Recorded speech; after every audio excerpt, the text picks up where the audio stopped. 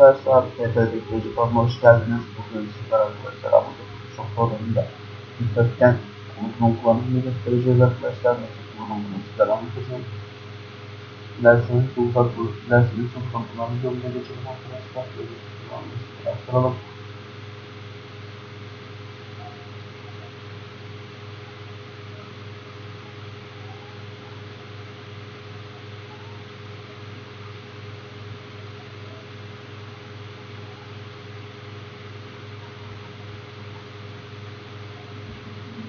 Evet arkadaşlar, gördüğünüz gibi Amazon Photoshop programı karşımıza açık bulunmakta.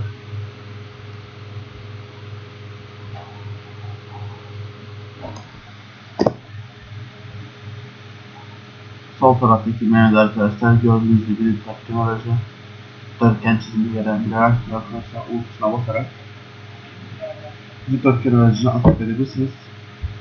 Gördüğünüz gibi mesela aktif. Şöyle bastığımda arkadaşlar dikdörtgen aracını bu şekilde istediğiniz gibi renklendirip oynayabilirsiniz arkadaşlar.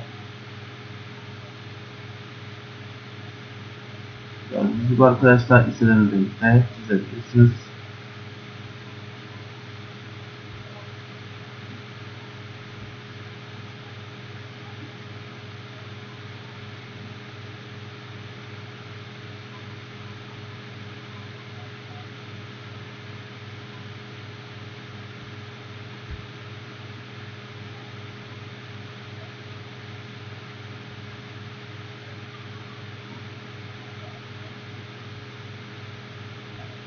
Evet arkadaşlar, kanalımıza abone olmayı, like atmayı ve yorum yapmayı unutmayın.